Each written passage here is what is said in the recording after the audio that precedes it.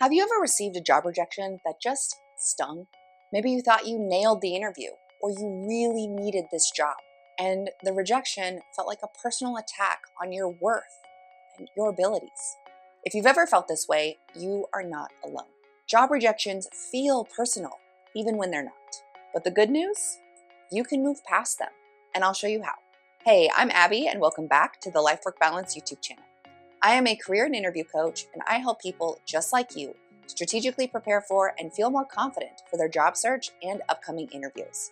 In today's video, I'm going to break down why job rejections feel so personal, the psychology behind that reaction, and practical ways to reframe the rejection and move forward with confidence.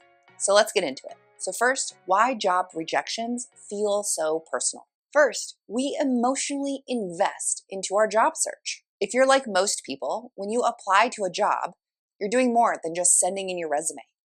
You're probably envisioning yourself in that role, in that company, imagining your future. You might picture your first day, meeting your new teammates, and even what your new paycheck could allow you to do. When that vision is taken away, it feels like a loss, and we grieve that process.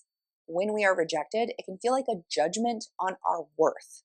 Seeing a rejection email come into our inbox can trigger self-doubt, that internal self-talk, saying things like, am I not good enough? What did I do wrong? It's very easy to internalize a no as a reflection of you rather than a company's hiring decision. And we crave validation and belonging. From a psychological perspective, we want to be chosen. It's the same reason rejection in relationships or friendships stings. We equate being selected with being valued. The truth is, hiring is complicated. It's not always about you.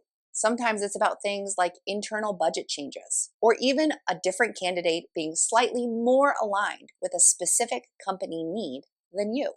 So let's talk specifically about the psychology behind rejection. Did you know that rejection actually activates the same brain areas as physical pain?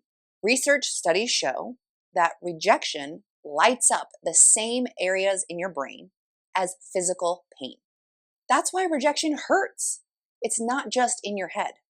Another piece of psychology behind rejection is something called negativity bias. Our brains are wired to dwell more on these negative experiences than positive experiences. You could get 3 great interviews, and rather than focusing on those 3 great experiences, you dwell and dwell on that one rejection you receive. And then the third thing when it comes to psychology about rejection is this rejection can trigger past doubts. If you've been rejected before, each new rejection can just pile on to past insecurities. But remember, one no does not define your skills, your potential, or your future. Think of job rejections like a puzzle piece that didn't fit. It's likely that the puzzle piece itself wasn't broken. It just needed to fit into a different spot within the puzzle. So how can you move past job rejections? I've got 6 tips for you. Tip number 1 is shift your perspective. It's redirection, not rejection. Consider that maybe this job wasn't meant for you, but the right one is out there. Oprah, one of the most successful people, was actually fired early in her career. If she had let that one experience define her, she wouldn't be Oprah. Second, normalize the process. Every successful person has faced rejection at some point in their lives. For example, J.K. Rowling was rejected 12 times before she found a publisher who was willing to publish Harry Potter. Imagine if she had quit after that 11th rejection. My third tip is to analyze without internalizing. Ask yourself this question. Is there something that I could have done differently or that I can do better in next interviews? If yes, adjust. If no, let it go and move on. If possible, you can request feedback from the interviewers or the recruiter. They may not respond, so if they don't dwell. Just move on. My fourth tip is to have a rejection recovery plan. Take a moment to process the rejection. It's very normal and it's okay to feel disappointed. Then do something uplifting for yourself. Maybe it's something as simple as taking a walk outside, listening to music, or talking to a friend. Then and this is the most important part, get back out there. Don't stop just because you received this rejection. Apply to more jobs and continue networking. My fifth tip is to keep a wins journal or folder on your computer. Every time you get positive feedback, experience a great interview, or even have a small win, write it down or document it in some way. Then, on those tough days when you have a rejection, review that list and remind yourself of all of the positive things that have happened before this rejection. This rejection doesn't define you. Your collection of these wins is proof of your value and your progress. And then tip number 6, remember that you are more than your job search. Your worth isn't determined by a single employer's decision or determination. You bring unique skills, qualities, characteristics, and traits to this table. If this employer didn't recognize it or you weren't a great fit for the role, someone else will recognize it and you will be a great fit for their role or their team or their organization. So job rejections might sting, but they do not define you.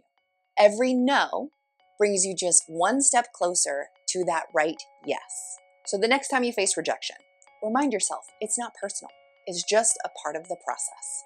So if you feel like you've been experiencing rejection after rejection and you're not quite sure what is going wrong for you, consider scheduling a one-on-one interview strategy session with me. I like to use these sessions to potentially diagnose what could be going on, as well as help you feel more confident and prepared for any future interviews. I've linked to my email as well as my website in the description box below, so please reach out to me as soon as you have something coming up or as soon as you feel like you need some additional support. My slots fill up quickly, so please reach out to me as soon as possible. If you found this video helpful, please go ahead and give it a thumbs up. And if you have any additional questions, comments, thoughts, or ideas on the topic of rejection or your job search in general, please throw them in the comments below. I love receiving comments, and while I might not be able to get back to you as quickly as I'd like, your experience and the things that you share in the comments below will likely help someone who's going through something similar in the future. If you haven't already, please go ahead and hit that subscribe button as well as the bell so that you can receive life-work balance advice delivered directly to you every week. Thanks, and I'll see you next time.